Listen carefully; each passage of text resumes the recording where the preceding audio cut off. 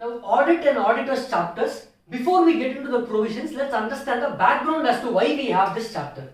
Like I've already explained in the previous books of accounts chapter, a company is required to prepare its books of accounts and financial statements. This will be given to all its stakeholders, shareholders, debenture holders, then government will use it. Other people will rely on this financial statements of the company to understand the financial position of the company. Now, who is giving money to the company for operating? Company raises share capital,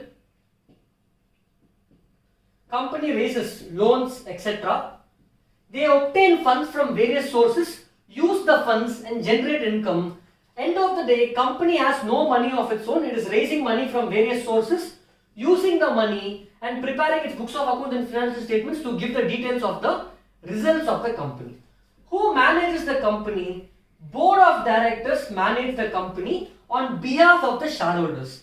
Therefore, a lot of transparency is involved. Shareholders will require from the board of directors whether all the operations and financial statements etc. are prepared according to the law etc. Therefore, to ensure things are going fine, they appoint the auditors who will audit the company's financial statements and books of accounts to ensure whether everything is going properly. What are these provisions? Who can be auditor of the company? For how long can he be auditor of the company? What are his duties, roles, etc. is what we are going to see in this chapter. Let us get into the chapter. Now let us start with section 139, which talks about appointment of an auditor. Now, what do you mean by appointment of an auditor? How do you appoint an auditor for a company? Let's see this first. For the first auditor of a company, it depends whether you are a government company or a non-government company. In case you are a government company, what is a government company? In the initial classes, we discussed what is a government company. That definition satisfies a government company. In case of a government company, who will appoint the auditor? The C&AG, Controller and Auditor General, will appoint the auditor within 60 days from the date of registration of the company. What is the registration of company? 10A, the new amendment. From that day, within 60 days, they have to appoint the auditor. If C&AG fails to appoint within 60 days from the date of registration of company, then after completion of 60 days, within the next 30 days, the board of directors of the company have to appoint the auditor. If board of directors also fail to appoint the auditor, they will intimate the members, or if members come to know on their own, they will call for an EGM, extraordinary general meeting, and within the next 60 days, after completion of 30 days, the members of the company will appoint the auditor for a government company. So this is the timeline, but in most cases it will not go till here or here. C&AG within the first 60 days will appoint. Practically it ends over here, but theoretically there is provisions for board of directors and members. Coming to appointment of first auditor by a non-government company, any other company other than government company, from 30 days from the date of registration of the company, first auditor alone is appointed by the board of directors. First auditor alone is appointed by the board of directors. If they fail to do so, then 90 days from the date of incorporation, that is, it is not 90 days after completion of 30 days, 90 days from the date of incorporation, members will appoint at an EGM. Therefore, after completion of 30 days, generally date of registration and incorporation, there may be small difference. So 90 days from the date of incorporation, members will appoint in the EGM. This is in case of a first auditor. Coming to subsequent auditors. So first auditor, when is it applicable? Only in the first year when company is incorporated, first auditor will be applicable. Coming to subsequent auditors, in case of a government company, provision is very simple. The C&AG, Controller and Auditor General of India, will appoint the auditor in 180 days from the commencement of the financial year. That is 1st April. From 1st April, commencement of the financial year, within 180 days, it will be appointed by C&AG, and his tenure is until conclusion of AGM. So year on year basis, they will keep appointing. Until AGM is concluded, he will finish his audit report, submit in the AGM, he will attend the AGM, and then it gets over for him. Next, coming to non-government company, where it is important, who will appoint the auditor? You saw in non-government company, in case of first auditor, board of directors appoint the auditor. Here, in case of a non-government company, subsequent auditors, who will recommend the auditor? For example, they will recommend appoint this firm or appoint that firm. It will be recommended by board of directors. However, for a company, if section 177 audit committee is applicable, what are the limits of audit committee? Not required for you because not there in the syllabus. But for those companies where audit committee, formation of audit committee is mandatory, then audit committee will recommend an auditor to the board and board will accept that. Once recommendation is completed either by audit committee or board of directors, they will recommend the auditor. In the AGM, the members of the company, the shareholders will appoint the AGM. Let's say in 2020, in the month of September, AGM is held. Then in this AGM, I am appointing an auditor. Let's say they are appointing me as the auditor. Then he will hold tenure for next 5 years. So the wordings they use is tenure is completion of AGM appointed. In this AGM, I have been appointed. So the minute this AGM is ending, from that minute I will be the auditor until the 6th AGM. So this is the first AGM. Assume this is the first AGM, 6th AGM. Therefore, for 5 years, this auditor will be appointed and he will continue to be the auditor for the next 5 years. Every year he will only be the auditor until you are expressly removing him. So once you appoint an auditor, his tenure is for 5 years. We will again see what is the concept of cooling period, rotation of auditors, etc. in the next section. This is in relation to appointment of auditors. Let us see some more concepts in the same section, section 139. Now let us discuss few more concepts in section 139. First, what are the prerequisites before you appoint an auditor? Now I want to appoint, let's say, Deloitte as the auditors. I cannot just appoint them without their consent. So first thing, Deloitte has to give a written consent of auditor, Deloitte has to give a written consent. They have to certify that we are not disqualified to be auditors of your company. What are the disqualifications? We'll see a little bit later. But they have to give a statement saying we can be auditors of your company.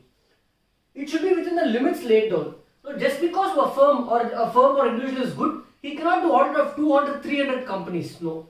There are some limits laid down in ICAI Act. It has to be within the limits for him to do the audit.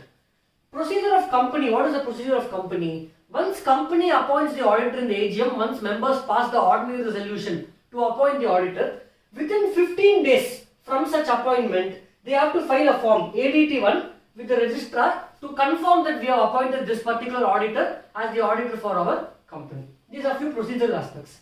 Coming to rotation of auditor, very, very important. This concept itself was introduced in the Companies Act 2013. What is the background behind this concept? If you see earlier, before 2013, before this act came into picture, effective days, an auditor used to be auditor of the company for 30 years, 40 years. There used to be audit firms in India from 1950, 1960, 1970. They used to audit one company for the last 30 years, 40 years, 50 years. One of the main things which was affected because you are auditor of a company for so many years is the concept of independence.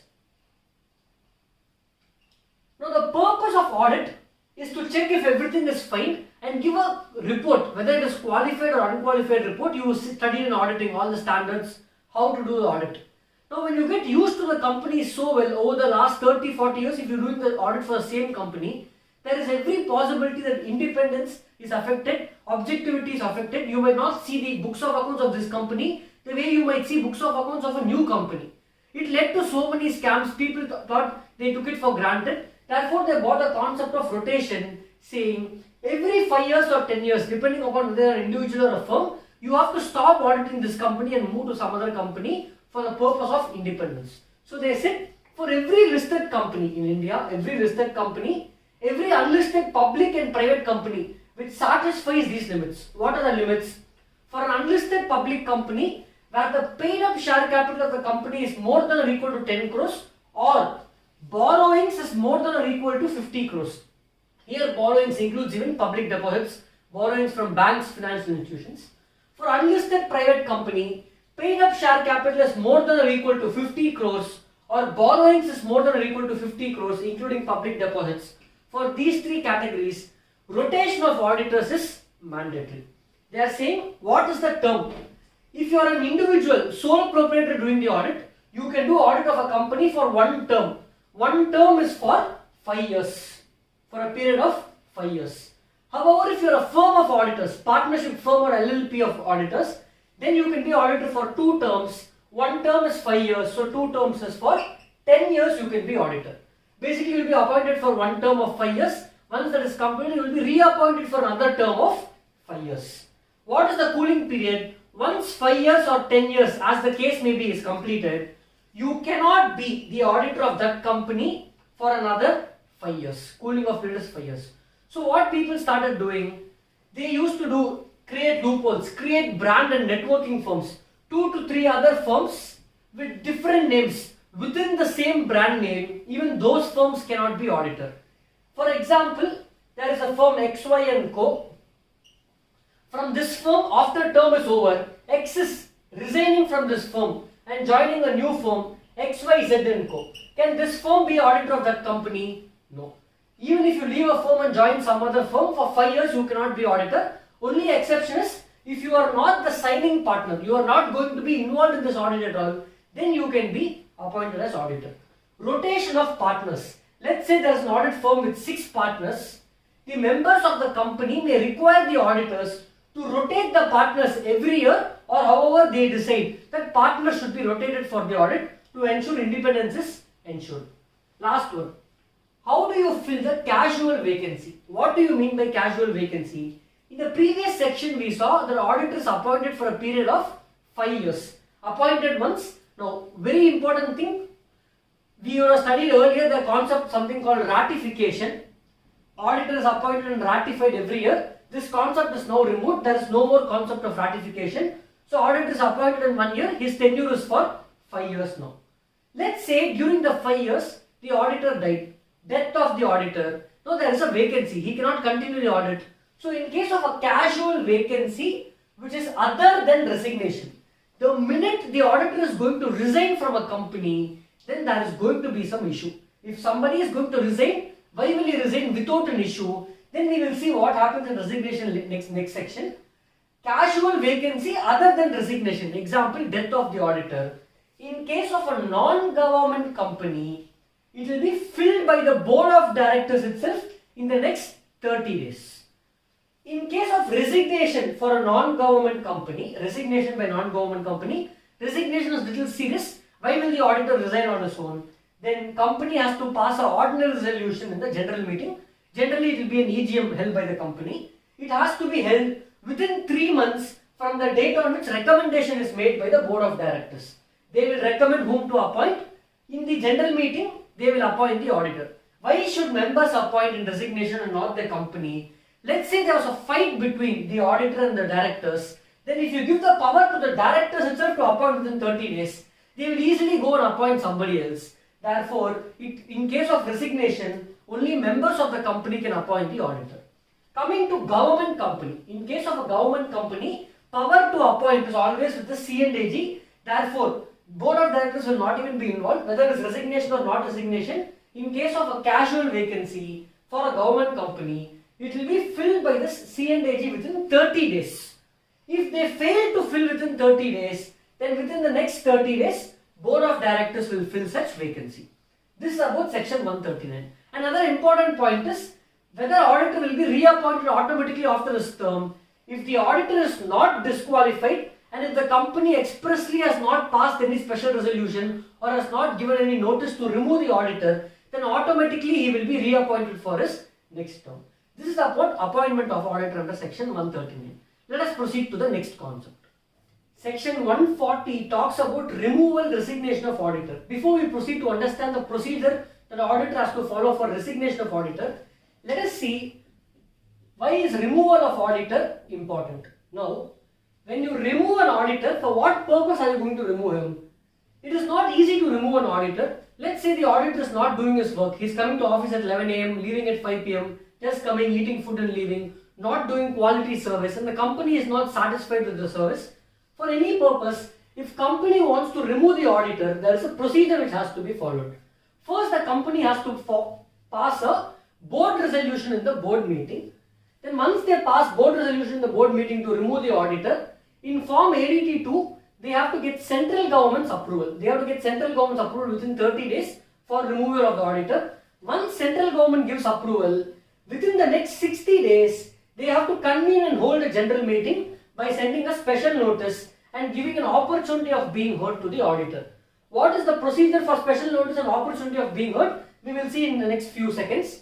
Before that, they have to convene and hold a general meeting, and they have to pass special resolution in the general meeting. Now let us proceed to understand what is procedure for resignation of auditor and how the special notice will be sent, and what is the opportunity of being heard and representation which can be done by the auditor in the general meeting. Next, if the auditor is resigned, in the previous section we saw how will the company, in case of a government or non-government company, appoint another auditor. Now, if the auditor is resigned, what should the auditor do? If I am the auditor, what should I do? I have to file ADT3 form. Again, these form numbers are not mandatory for exam. Only preferable if you remember. If you don't remember also, absolutely fine. You will not lose any marks. File ADT3 with the company and registrar within 30 days. If I am resigning, I have to file a form to the company and the registrar. If I am the auditor of government company, then I have to inform C&AG also that I am resigning within 30 days in the form ADT3. I should also give reason. Why am I resigning? You cannot just like that resign. You need to give a valid, justified reason. Why are you resigning? It can be any reason. My health is not good, or there is disagreement between me and the company. Their scope has been limited. It could be any reason.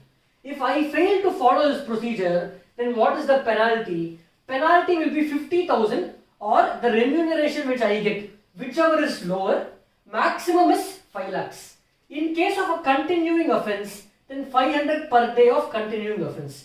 Here if you don't file after 30 days, for every day of delay rupees 500. This penalty has been amended by Company Ordinance Act 2018. So important to remember these numbers. Last, appointing other person in place of retiring auditor. When will the auditor retire? After completion of his 5 years term or 2 terms after 5 plus 5.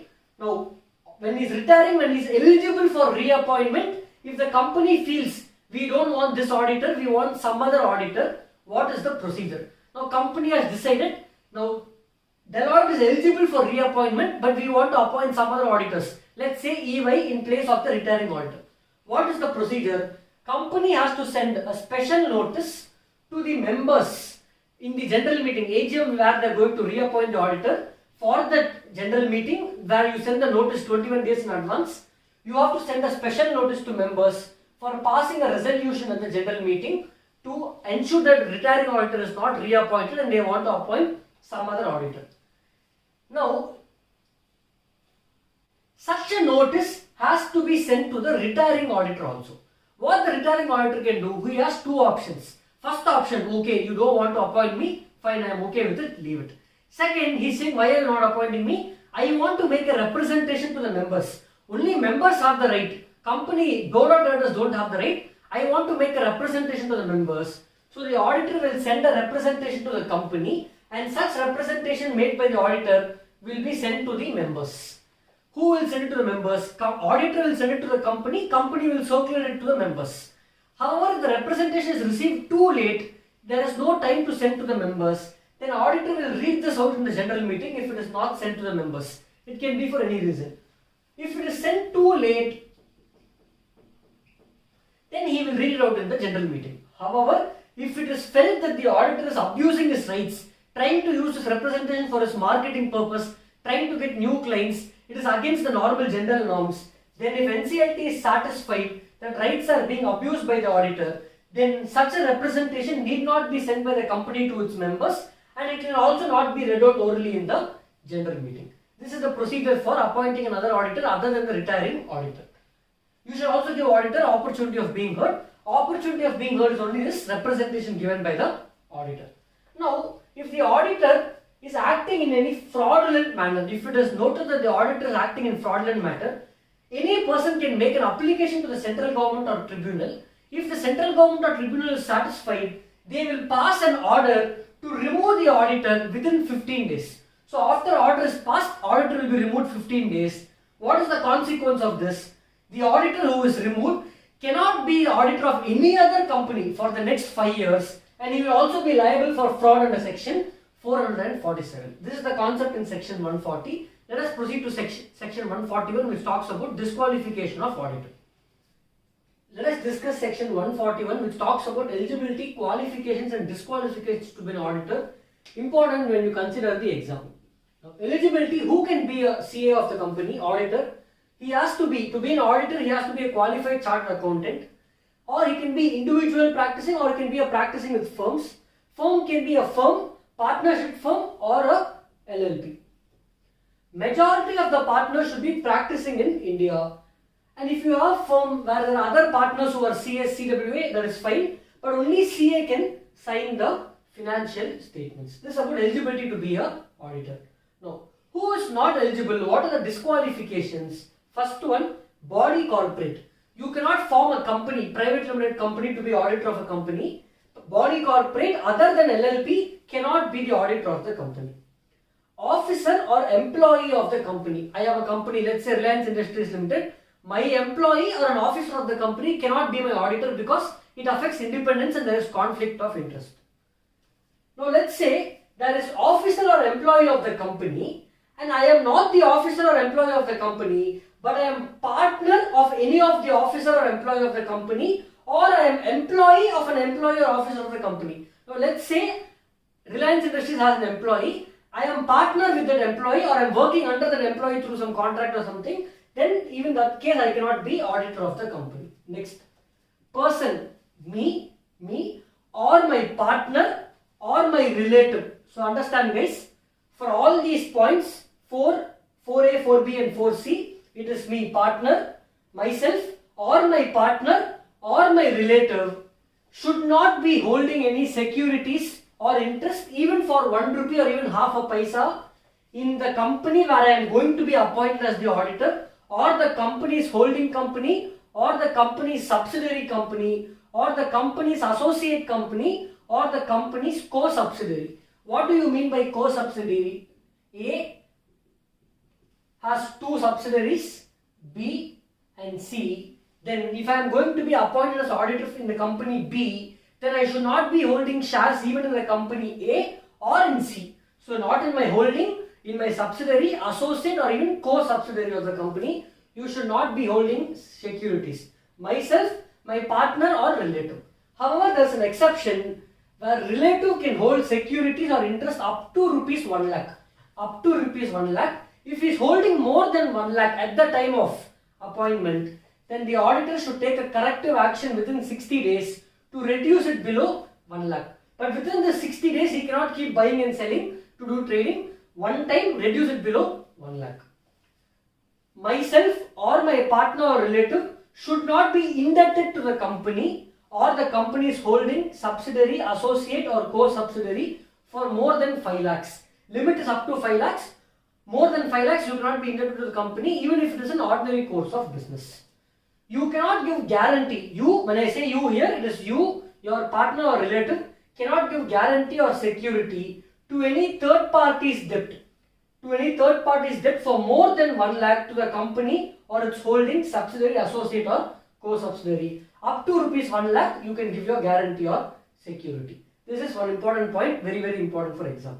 Next, if you are rendering any services which is prohibited in section 144, then you cannot be auditor of the company. 144 prohibits some services to the company, holding or subsidiary. This we will see in the next section what is 144. Next. The person, I am the auditor, I have business relationship with the company, holding, subsidiary, associate or co-subsidiary. What do you mean by business relationship? No. Let's say there is Apollo Hospitals.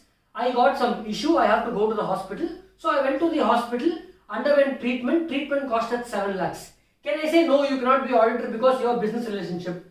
It is completely allowed. Commercial transactions in arm's length price. If Apollo Hospital is going to charge for you 6 lakhs and for a third party also 6 lakhs, then it is called arm's length price. But for you, since you are going to be auditor of the company, I am giving you discount of 4 lakhs, pay only 2 lakhs, then it is not allowed. Commercial transactions in arm's length price for what kind of businesses? Telecom business, airlines, Indigo, etc., hospital, hotels like ITC, etc., or similar businesses. It should not have business relationship with company holding thing, but the exception is it can have in these cases. Also, as a CA, any professional services in professional nature allowed by ICAI Act, you can do them.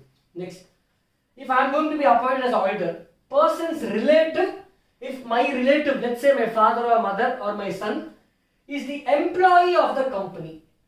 In what nature is the employee of the company? If he is the director or KMP of the company, then I cannot be appointed as the auditor of the company. Next, there is a limit. Auditor can be auditor of maximum only 20 companies. So you have to check after signing audit for this company, is my limit crossing 20 companies? However, to count this limit of 20, some companies will be exempted. Do not count audit of one-person company. Do not count audit of dormant company. Do not count audit of small company. And also do not count audit of private limited company, where the paid up share capital of such private limited company is up to rupees 100 crores. It can be up to rupees 100 crores, but if it is more than that, then you cannot be auditor of the private limited company. Meaning you can be auditor of the private limited company, but if it is going to be more than 100 crores, it will be counted in the limit of 20 companies. If it is private limited company, paid up share capital 99 crores, then you can be even for 100 companies, no issue. It will not be counted in the limit of 20 companies. Next, you have been convicted for fraud in the past, then 10 years has not elapsed since then you cannot be auditor of the company. Previously we saw a provision in removal of auditor, where we saw if auditor is convicted of fraud, he will be removed as auditor of the company and cannot be audited for next 5 years in any company. In such cases where you are convicted of fraud, for next 10 years you cannot be auditor of any other company. It is given in section 141, disqualification.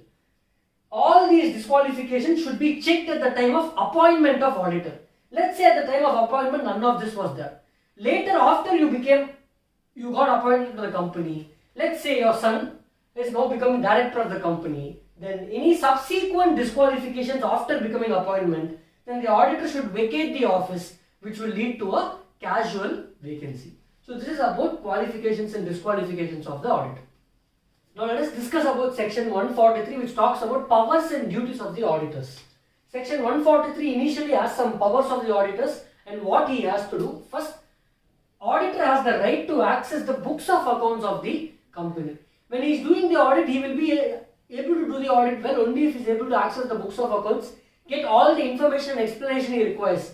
If there is an issue, he has to go through this. For example, there is a sale transaction or there is a sale return. He has to obtain the explanation why there is a sale return or a purchase return, etc. He can also access books of accounts of the holding and subsidiary company to the extent it relates towards consolidation of the books of accounts. Now, he can inquire into what all? He can inquire into loans and advances which are made by the company. Such loans and advances, whether they are secured or unsecured, why it is secured or unsecured, what are the terms and conditions for the loans and advances, what is the rate of interest, whether it is prejudicial to the company, that is against the company, against the benefit for the company. Whether transactions which are made in the book by mere book entry, whether it is prejudicial to the company, meaning whether it is against the company's policies, meaning whether it is affecting the company. Next, if in case of a company which is other than an investment company, whether such investments are sold below the cost. Let's say you purchased at 100, you are selling at 80 now. Why are they sold at below cost? What is the reason? Do you think it will not come back again above cost? Why it is sold below cost? Loans and advances made by the company, whether it is shown as deposits. In schedule 3, you know there are two things, loans and advances. Loans and advances should be separately given as loans and advances. It cannot be shown as deposits made by the company. It should be classified under loans and advances only. Any personal expenses of the directors, employees incurred by the company, whether it is charged to the profit and loss account, if there is any personal expenses that are charged to P&L, what is the nature of it? Cash received. When company makes an IPO or FPO, they will receive cash on allotment. If such cash is actually received and reflected in the bank account, or if it is only a book entry, check if this cash is actually received. Next, 143 subsection 3 talks about some duties of the auditor. Whether he has obtained all information and explanation necessary for the purpose of his audit, whether it is given, whenever he requires any explanation, whether the same is given to him, whether he has visited all the branches which is required to be visited during the audit, if he has not visited any branch, whether he has obtained any summarized return. No, it is not possible for the auditor to visit every branch in the locality and country, foreign branch, etc. If he is not able to audit a particular branch, whether he obtained summarized returns and did an audit from remote location, then there are some branches which he will not do the audit. I will not do the audit. Some other auditor will do the branch audit. In case some other auditor, external auditor is doing the branch audit, then How did he deal with the branch? We have a separate standard in standards and auditing. Procedure is given over there. Whether the balance sheet and profit and loss accounts is tying up with the books of accounts. You know the process: journal, ledger, trial balance, total. Then from there you prepare the P&L and balance sheet. Whether there is a proper flow of transactions. Whether the financial statements are complying with the accounting standards. If they are not complying with the accounting standards, give reason for non-compliance and deviation and financial impact of the same. Check whether director is disqualified. If any director is disqualified and if he is still continuing as director. Disqualification of director is given in 164. However, it is not part of your syllabus, so we will not know what is director disqualification. Whether the company has any internal financial control applicable if IFC has been done by the auditor. However, IFC is not applicable for 1% company, small company and private company. For private company, there are some limits. If turnover is less than 50 crores and borrowings is less than 25 crores, then internal financial controls is not required for a private limited company. Next, this exemption for a private limited company, small company and 1% company is eligible only if the financial statements and annual return is filed by the company. Next, few other provisions. Whether any pending litigations of the company, any cases pending against the company, case filed by the company, if those things are disclosed.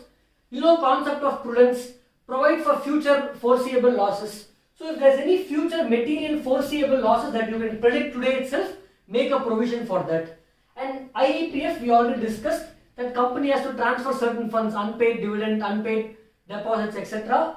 If they are not able to find the party, should be transferred to IEPF within time limits. If such transfer is made within the time limits, if there is any delay, why the delay and make that reporting. Next, important is section 143 subsection 12. Very, very important. This can be a question in both audit chapter, auditing paper and law paper. Fraud reporting. Very, very important, auditor's work is not to search for frauds. No. I will be doing my work, but in the course of doing my work, if I realize there is any fraud in the company, a fraud which is done against the company by any officer of the company or employee of the company, auditor has to report it. So reporting depends, the procedure and whom to report depends upon the amount involved in the fraud. If amount involved is equal to or more than 1 crore, that is one procedure. If amount is less than 1 crore, there is a procedure. If amount is more than or equal to 1 crore, auditor has to intimate the board of directors. If company has audit committee, then they have to intimate audit committee within 2 days of noticing such fraud. And they have to ask the board of directors or audit committee to give reply for this within 45 days.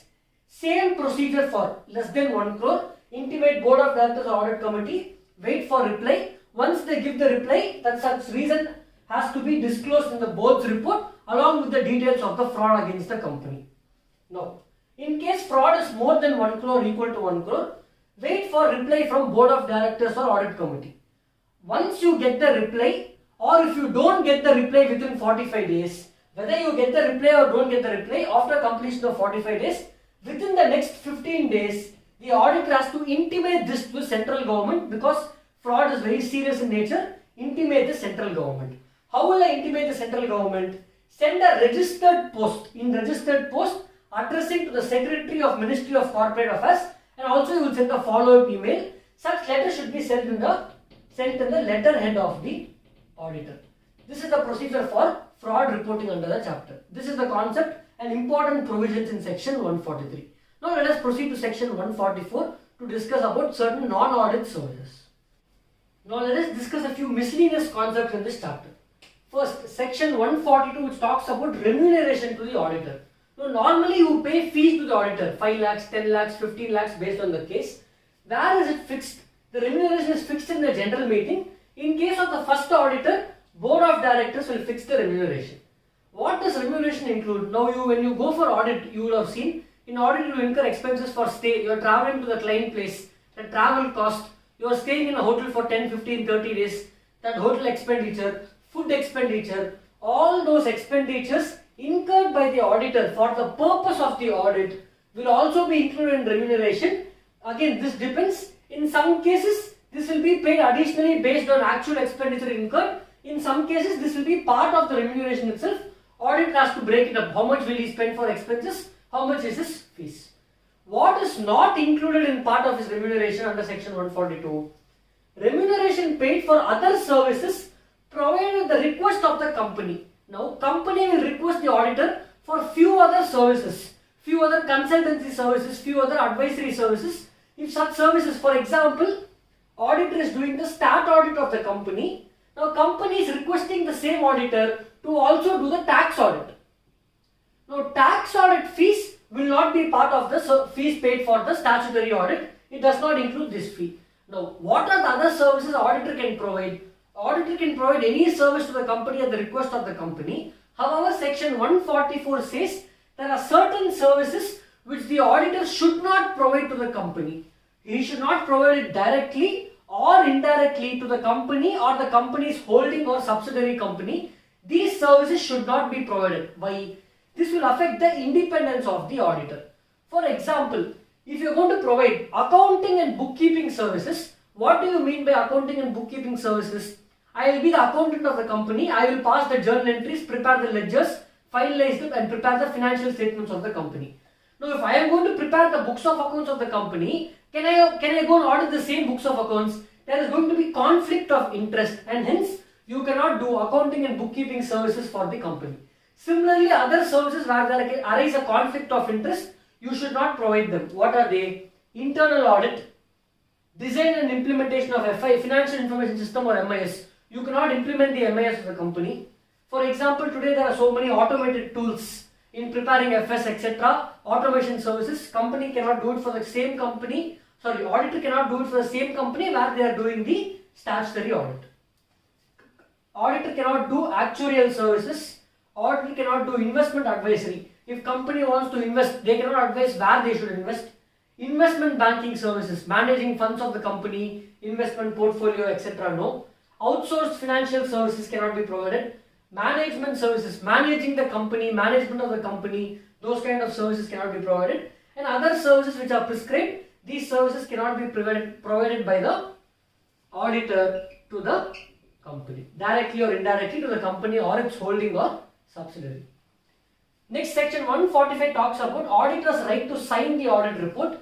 When you are the statutory auditor of the company, obviously you will have the right to sign the audit report. He has the right to sign the audit report. Also, if he is going to give a qualified opinion, whether adverse opinion or disclaimer of opinion or any qualified opinion or any other matter, paragraph, etc., he has the right to read out these adverse comments in general meeting. Reason being, audit report runs into pages. Not every member will go through the report in detail. So any adverse comments which the auditor feels is material and members should know, he can read it out in the general meeting. Auditor's right to attend the AGM. Now, I will not be auditor of just one company. I can be auditor of multiple companies. What are the limits? We already saw in the previous section. Therefore, there might be a conflict. On the same day, you might have to attend multiple general meetings. So they are saying auditor has the right to receive the notice which the company is sending to other members for AGM. He will also have the right to receive such notice. He can attend the meeting either by himself or if he is not able to attend for whatever reason, he can appoint somebody, an authorized representative who should also be another auditor who will attend on behalf of him. And the exception is, when can auditor not attend the general meeting? If company is passing a resolution in the general meeting or if the articles provide for that, then he cannot attend the AGM of the company. This is about section 145 and 146. Let us proceed to the next concept. Now coming to the last part of the chapter, section 147 talks about penalties in case of contravention. Now, whenever the auditor is going to contravene any provision from section 139 to 146, including both the sections, if he is willfully defaulting it, intentionally he knows he is doing a default, and if he is doing that, then what will be his liability? His civil liability will be to the extent of minimum 50,000, in the range from 50,000 to 25 lakhs or 8 times the remuneration, whichever is less. And he will also be liable for imprisonment for up to 1 year. However, if he is going to do any default in section 139, 143, 144 or 145 of the Companies Act, then his penalty will be in the range from 25,000 to 5 lakhs or 4 times the amount of remuneration, whichever is less. In both these cases, if he is convicted of the offence, then he should also refund the remuneration which he received and pay damages as required by the court. Coming to criminal liability in case of firm, liability of the audit firm, where the partner or the partners have involved in fraud along with the company and officers together, they have done the fraud. Intentionally, they know it's a qualified report or adverse report, but intentionally they have done the fraud together and given the clean report just to cheat the stakeholders. Then the liability is joint and several. It can also lead to imprisonment of the partner who is concerned. This is penalty for the auditor. Now let us see what will be penalty if 139 to 146 is contravened by the company or the officer. Now when the company or the officer contravenes any provisions of the auditor's chapter, then company will be liable for a penalty which may range between 25,000 to 5 lakhs, and for officer the penalty may range between 10,000 to 1 lakh or 1 year imprisonment or both. Now let us understand the provisions as laid down in section 148 in relation to cost audit which will be done by a cost accountant. What is the tenure of the cost accountant? He will stay for 180 days from the end of the financial year in which he is appointed or until the time when he submits the report, whichever is later. If he submits the report earlier than 180 days, then his tenure gets over then. If he submits the report after that, then until he submits the report. So it is not whichever is later or earlier, whichever gets over first. Next.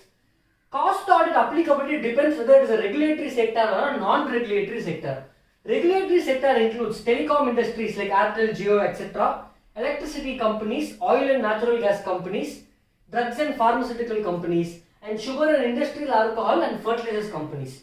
For these regulatory sector, if the overall turnover of the company crosses 50 crores, more than or equal to 50 crores, or individually one product of the company, a single product crosses 25 crores, let's say drug and pharma company, one tablet is crossing 25 crores individually, then they have to appoint a cost auditor to do a cost audit. In case of a non-regulatory sector, where they are involved in manufacturing machinery for defense, aero sector, etc., turbojets, tires and tubes like MRF, etc., steel and cement, Tata Steel, those kind of companies, Ultratech Cement, and medical devices. What do you mean by medical devices? All these testing labs will have medical devices, those kind of medical devices, X-ray machine, etc. Then turnover, if it is more than or equal to 100 crores for the overall company, or individually if it is more than 35 crores, then cost audit is applicable. Whether it is regulatory or non-regulatory sector, if company's turnover is more than or equal to 35 crores, they have to maintain cost records also, giving details of how are they pricing the product, what is the cost of the product. Cost audit is exempted for three types of companies. One, where the company is getting more than 75% of the turnover from exports, or if company is operating in SEZ, then cost audit is not applicable. And lastly, if company is involved in generation of electricity, which is used for capital consumption purpose, then in these three cases, cost audit is not applicable. So this is about the auditor and auditor's chapter.